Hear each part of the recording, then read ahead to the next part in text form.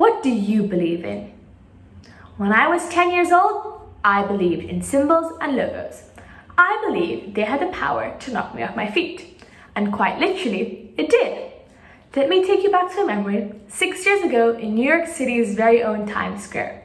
10-year-old me was gazing at the millions of fluorescent lights all around me when suddenly a lady carrying one too many bags of goodies bumped into me and, well, I flew off my feet and her bags flew into the air, landing with a loud thud. As I lay on the ground, a red swoosh on a white background towered above me, catching my attention. The swoosh logo was unique and heavily advertised, and yep, you guessed it, this sign was Nike. And this is where my quest and curiosity of symbols and logos began. As I got up and looked opposite, I saw the pedestrian man turn from green to red, and I wondered, why did the red pedestrian man mean danger, yet on the Nike sign, it did not mean danger?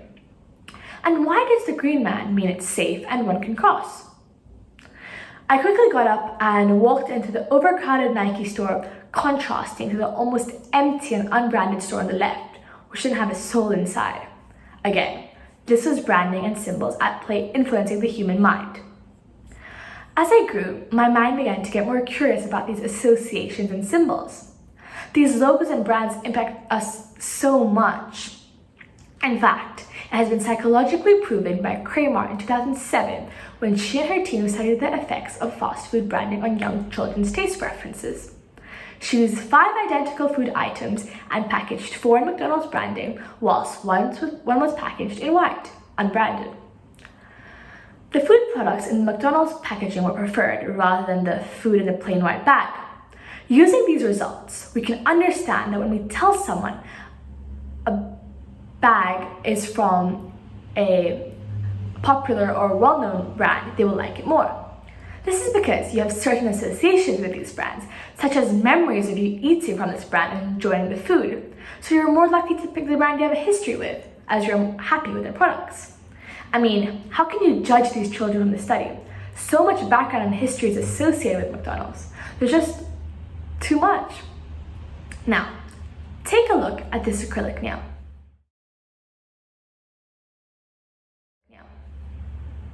What do you think of it? I'm assuming you would probably not think much of it.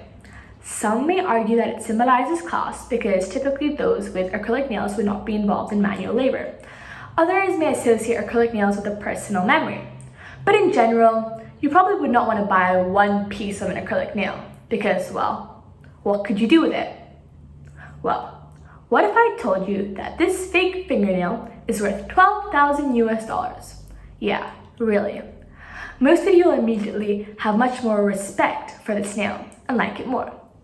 Maybe you do not think the nail is too pointy anymore. Maybe you do not think it represents a monster's claw anymore. But you will wonder why this nail is worth so much. And it's simple, really. This is one piece of Lady Gaga's acrylic nails that she wore at a concert in Ireland. Now, instantly, if you love Lady Gaga, you will love this nail, even though you may have hated it at first. It's all about the association. And yes, you may be displaying characteristics similar to those children in Kramer's 2007 study, but it's human nature. Just like in my case with the stores in New York City, I walked into the Nike store for 2 main reasons. 1, I knew what Nike was. I felt I could trust the store and I had a history with the store. 2, there were more people in the Nike store, so I assumed it was better. Now, continuing on with the theme of Nike. On February 22, 2001, Nike confessed to exploiting their workers. No longer seen in the same light, many consumers associated Nike with human rights abuses and capitalizing off those in third world countries. 30% of Nike's workers in factories had been abused verbally, and one worker even claimed that a book was thrown at her because she was working too slow. This clearly resulted in a drop of sales for Nike for around 3 years. And the sales between 2001 to 2004 remained low and relatively similar. Then, fast forward to 2018, Nike partnered up with Colin Kaepernick, an American civil rights activist and football quarterback, who supported African-American minority rights. Right after the advertisement with Kaepernick, Nike's sales soared. So, because consumers now had a positive association with the brand Nike, it was seen in a much better light, which led to the massive increase in sales. It was as if everyone had forgotten about Nike's sweatshop past. The swoosh symbol went from having negative connotations to positive connotations. Another example, but with a symbol, is this. Known as the V sign, this symbol has a lot of history.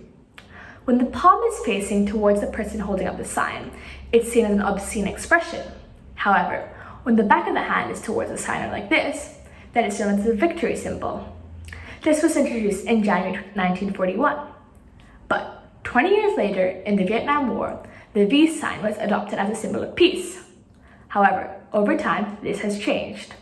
Now, it is a symbol associated with fun and used commonly in photographs.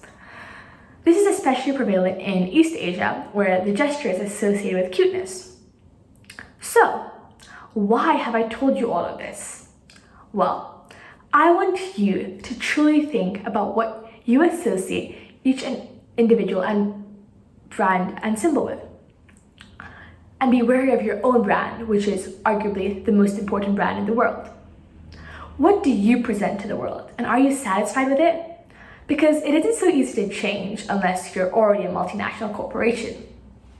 In Nike's case, they had to confirm the allegations that they were underpaying workers in order to move forward, but they had to change the associations with their brand and have adopted a more humanitarian approach. However, no one has forgotten about the human rights scandals Nike was associated with, even though Nike has been able to rebuild their image with the help of Kaepernick. Well, what are you associated with, and what symbols identify you?